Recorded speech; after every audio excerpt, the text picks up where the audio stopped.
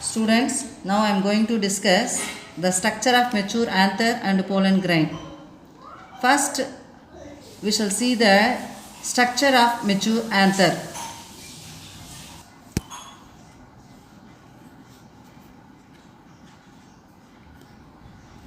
Structure of mature anther.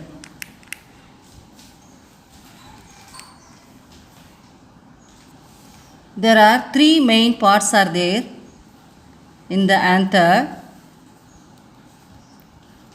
Anther wall, anther cavity,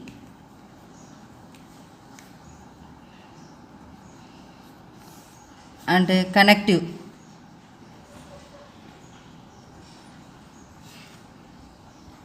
Already I discussed you regarding the anther wall in the previous video. The anther wall consists of the following layers.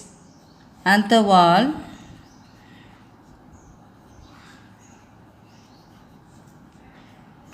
consists of the following layers: epidermis, endothecium, middle layers,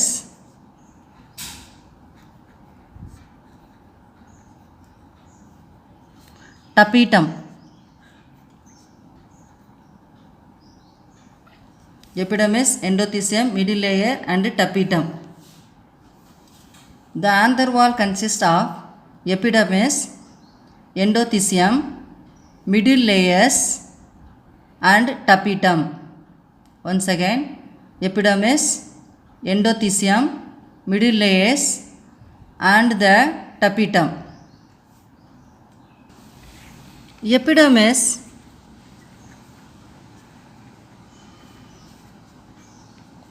single layer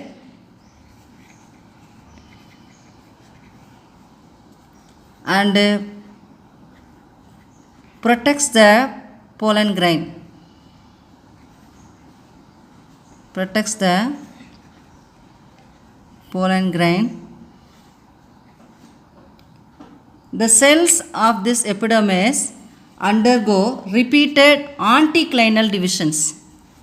Anticlinal means if it is epidermis,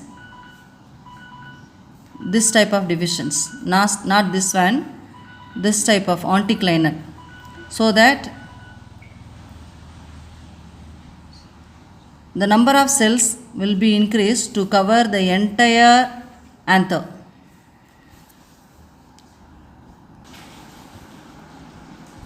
Endothecium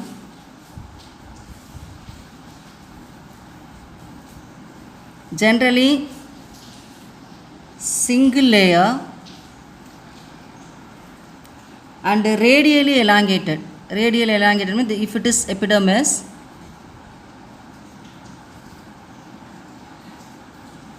here only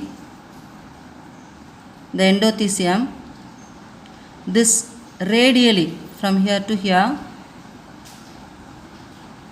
this radially elongated cells, like this, radially elongated cells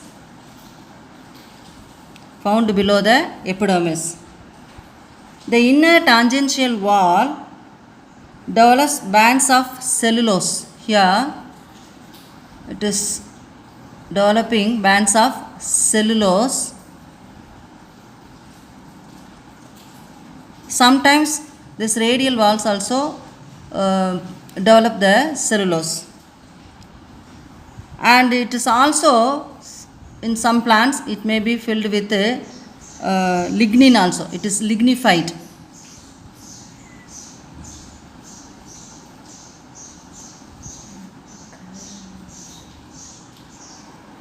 These cells are hygroscopic. Hygroscopic. That means they readily attracts water from its surroundings. hygroscopic. So once again I'll tell you, endothecium, single layer, and it is radially elongated, and the tangential wall, inner tangential wall is developing. Endothecium is single layer, hygroscopic, that means attracts the water from its surroundings.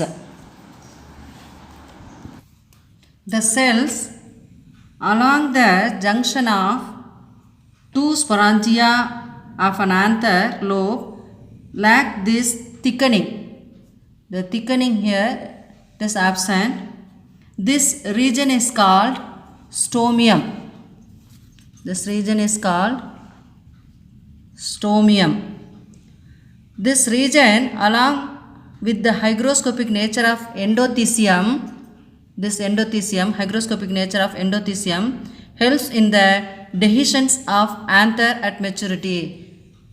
Dehiscence means the bursting of anther, so that the matured pollen grains will be released from the anther. In the anther of aquatic plants,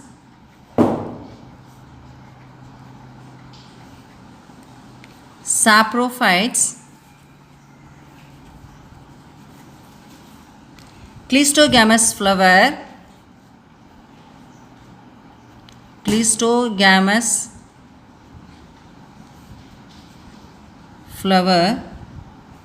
and extreme parasites,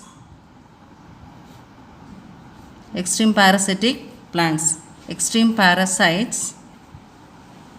The endothecial differentiation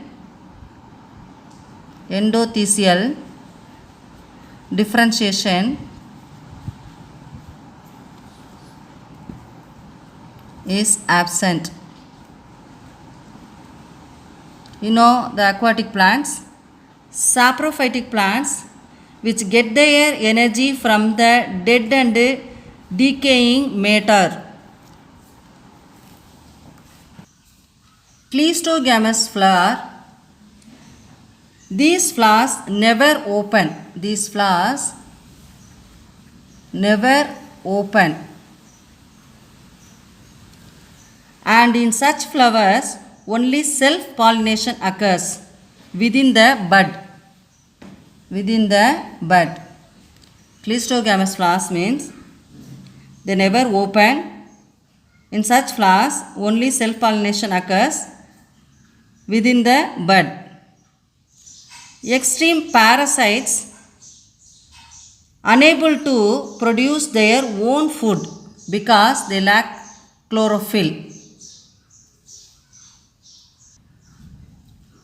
Now we are going to see middle layers. 2 to 3 layers of cells.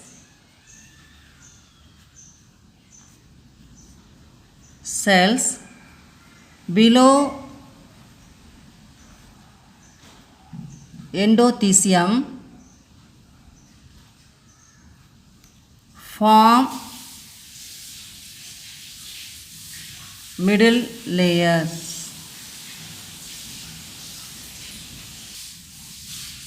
See here, epidermis, endothecium, and these are the middle layers. In the picture itself, 3 layers are given. These 3 layers are together called the middle layers. They are generally epimeral.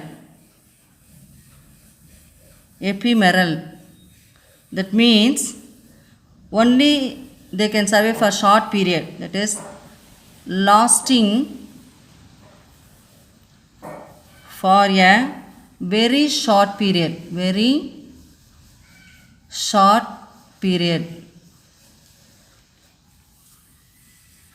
They disintegrate. These layers disintegrate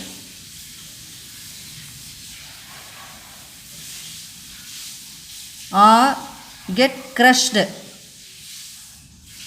during maturity. Middle layers, 2 to 3 layers of cells below the endothelium form middle layers. They are the ephemeral in nature, that means lasting for very short period. So far we have seen epidermis, endothelium, middle layers. Now we are going to see the tapetum. The innermost layer of the anther wall is tapetum. Tapetum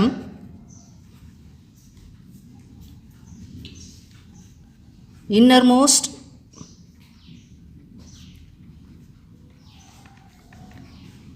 layer of anther wall. Attain its maximum development at the tetrad stage. At the tetrad stage of microsporogenesis. Microsporogenesis. Already I told you what is meant by microsporogenesis in the previous video. From the microspore mother cell, the development of the haploid microspore is called the microsporogenesis. This tapetum is derived partly from the peripheral wall layer and the partly from the connective tissue which is present here. From this tapetum developed, and also from the peripheral layers also it will be developed. So their origin is dual.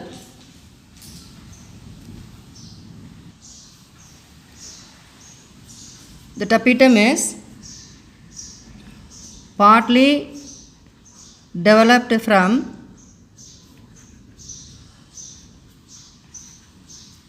peripheral wall layer and partly from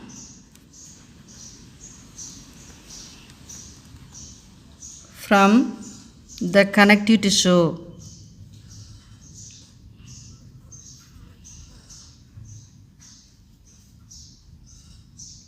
So tapetum is dual in origin. Dual in origin. The cells of tapetum may be uninucleate, that means single nucleus, or multinucleate,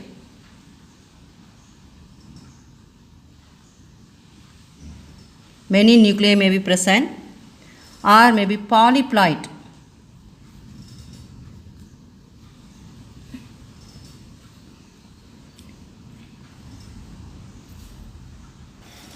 That means multiple sets of chromosomes will be there. Tapetum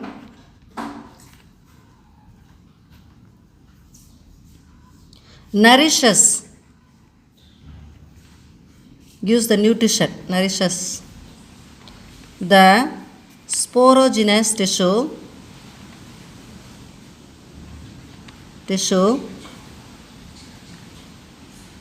sporogenous mother cell and microspores.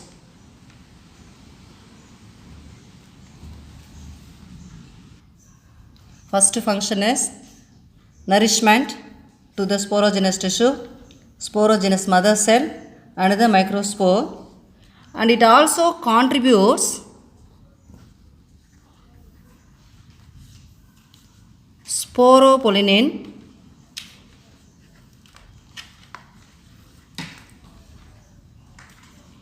pollen kit, tryphin and proteins. It also contributes sporopollenin, pollen kit, tryphin and proteins. Sporopollenin is most chemically inert biological polymers. biological polymers. They are chemically very stable. Chemically very stable and well preserved in soil.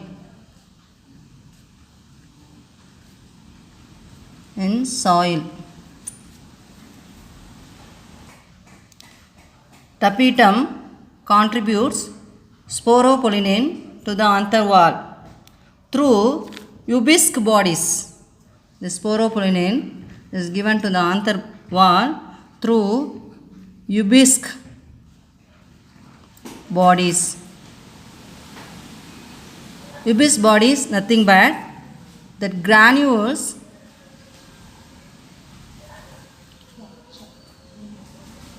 found in tapetum. Granules found in tapetum. Very important word is ubisque bodies. So the tapetum contributes sporopollenin through ubisque bodies for wall formation to the anther wall. For wall formation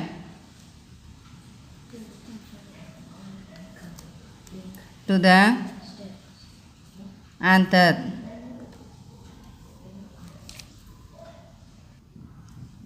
Tapetum also contribute pollen kit. Pollen kit nothing but sticky covering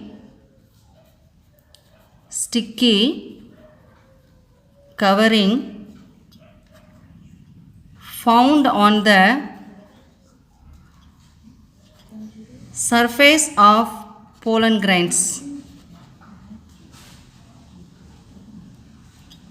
Helpful for pollination by insects. Pollination by insects. The tapetum also contribute tryphin. These are nothing but the tryphin, fibrogranular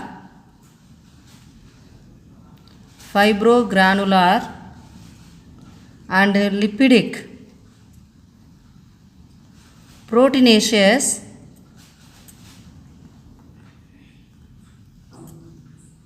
compounds.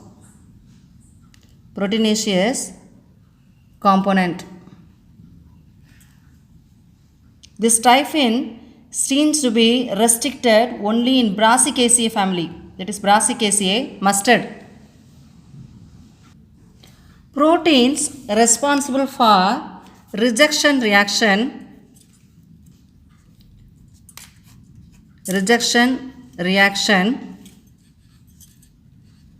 of the stigma. Stigma is the female reproductive part. Stigma, here only the pollen grain will go and stick in this region. So stigma are present in the exine. Exine means outer layer of the pollen grain. Outer layer of pollen grain.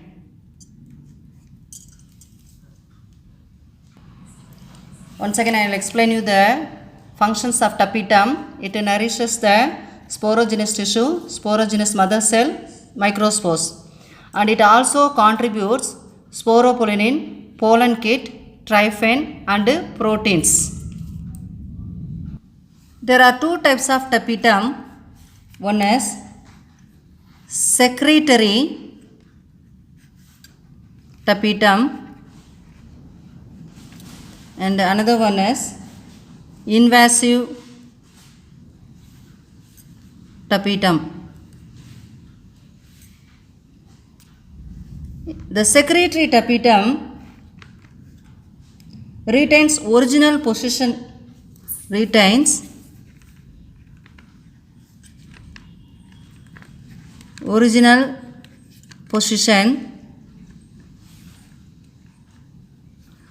and cellular integrity and nourishes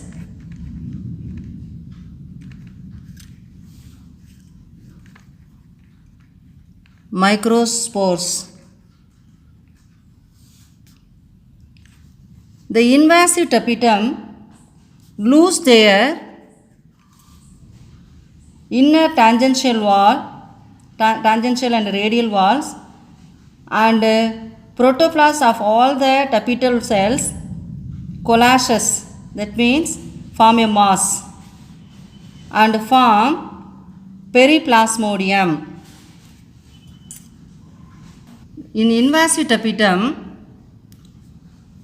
lose their inner tangential and radial walls, inner tangential and the radial walls, this radial walls. All the tapetal cells coalesces, that means form a mass, and form periplasmodium like this, form a mass like structure here. So there are two types of tapetum. One is secretory tapetum. They retain original position, it will be present here only. Cellular integrity also will be there, nourishes the microspores which are present here. But invasive tapetum, here the tangential wall and radial walls are destroyed here. All the protoplasm will be form a mass, that means coalesces, and form periplasmodium. Periplasmodium. Next we are going to see the anther cavity. This is the anther cavity, and it is filled with microspores in young stages and pollen grains. These are the pollen grains at maturity. Anther cavity, it is filled with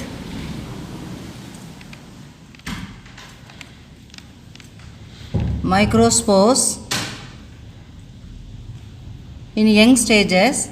When it is getting mature, the pollen grains are found here. Pollen grains are found here in the anther cavity. Next we are going to see the connective. See here, connective. It is the sterile tissue. This connective is the sterile tissue surrounded by the anther lobe. See here, it is, this connective is surrounded by the anther lobe. It consists of vascular tissues. It consists of vascular tissues. Connective. These are sterile tissue.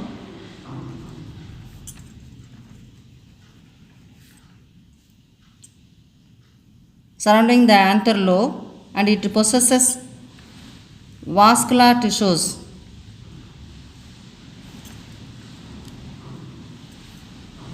And it contributes to the inner tapetum. Already I told you the inner tapetum is made from the, it is dual in origin. It is from partly from the connective tissue, already I told you. That is why here it contributes to the inner tapetum.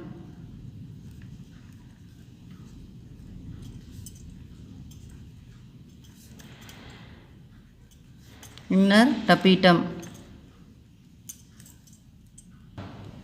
Students, I will explain you the structure of pollen grain in the next video. So far we have seen the structure of mature anther. It consists of anther wall, anther cavity and connective. In the anther wall, epidermis, endothecium, middle layers and tapetum we have seen. In the tapetum, there are two types of tapetum we have seen. That is the secretory tapetum and the invasive tapetum we have seen. And the functions of tapetum also we have seen clearly. I hope students this video will be very useful for you for your examination point of view. Thank you students.